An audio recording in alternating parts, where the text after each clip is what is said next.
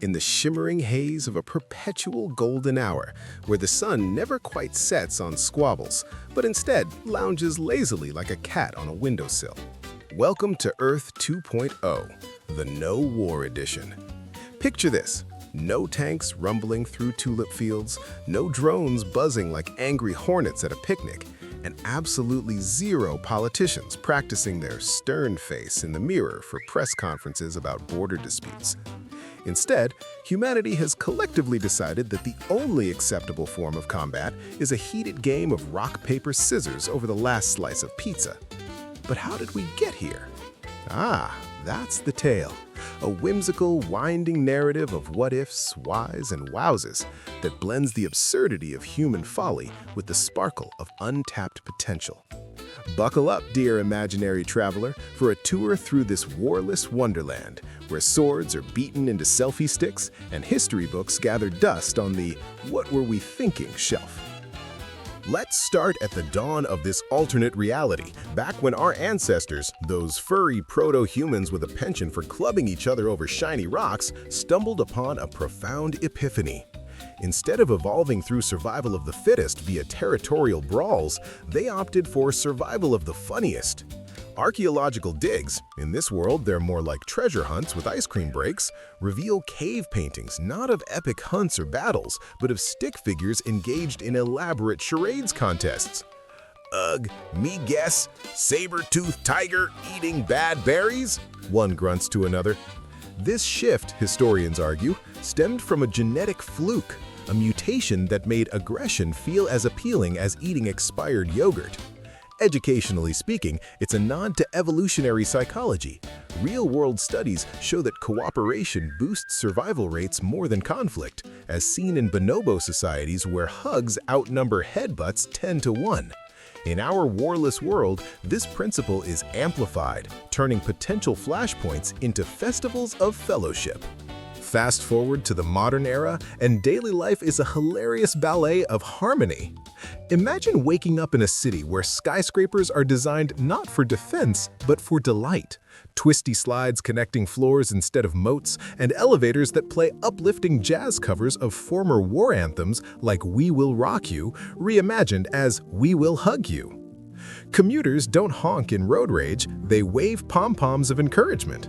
Traffic jams? Solved by mandatory sing-alongs where everyone belts out improvised lyrics about their day. Stuck in gridlock, but hey, no deadlock, pass the snacks. Analytically, this stems from redirected resources. In our actual history, global military spending tops $2 trillion annually, per the Stockholm International Peace Research Institute, enough to fund universal healthcare, education, and perhaps a moon base with a zero-gravity spa. Here, that cash flow irrigates innovation gardens.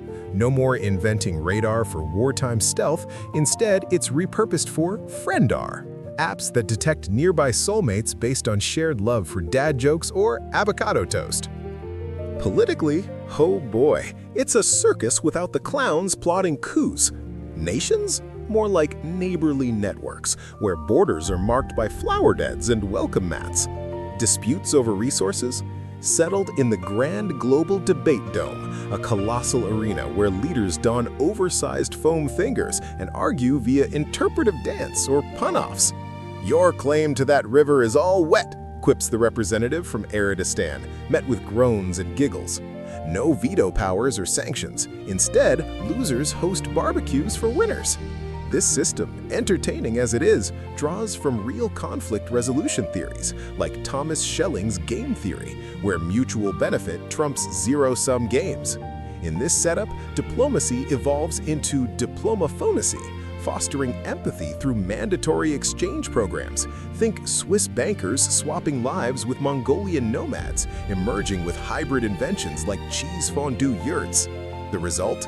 A world where espionage is limited to spying on recipes, and intelligence agencies are rebranded as insight bureaus that predict fashion trends rather than threats. Economically, the butterfly effect of no wars is a whirlwind of weird wealth.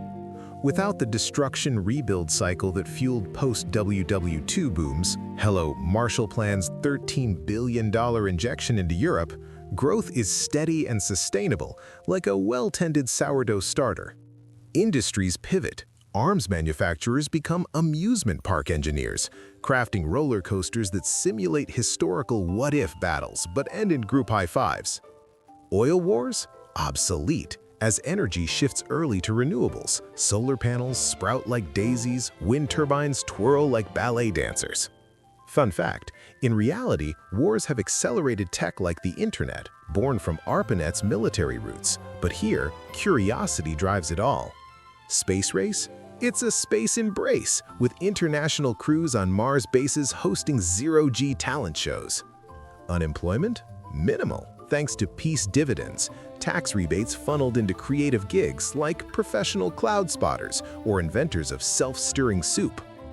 Analytically, this mirrors economist John Maynard Keynes's ideas on full employment through public investment, but with a comedic twist.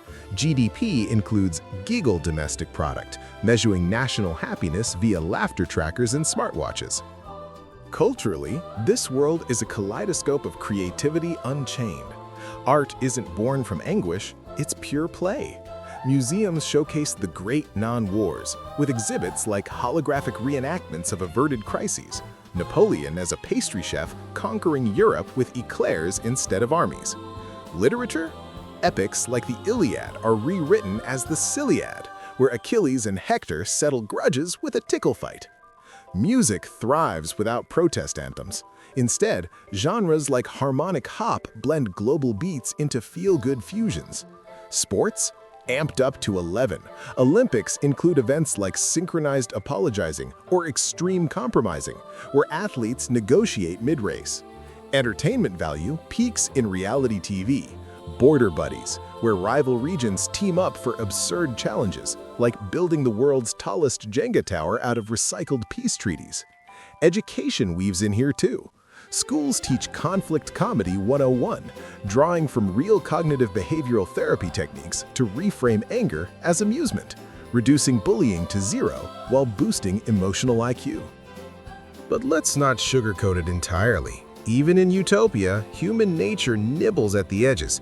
Analytically, psychologists here study phantom feud syndrome, where folks occasionally feel a nostalgic itch for drama, leading to harmless outlets like competitive gardening wars. My roses are redder than yours. Environmentally, the payoff is poetic. No scorched earth from bombings means forests flourish, oceans teem without naval pollution, and biodiversity booms.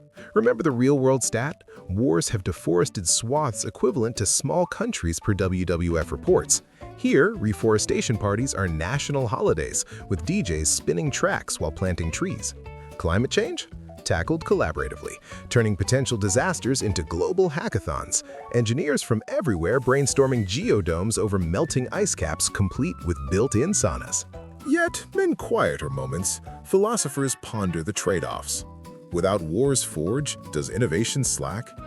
In reality, penicillin surged during WWI2, but here, it's discovered during a lab prank gone right.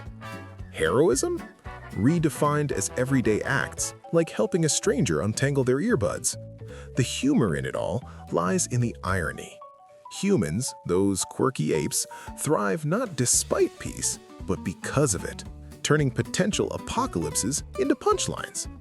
As our tour winds down in this eternal sunset, envision a global picnic where former foes share stories, laughing at the absurdity of what could have been. In Earth 2.0, the only casualties are bad moods, slain by the sword of silliness. And isn't that the ultimate victory? A world where the battle cry is group hug,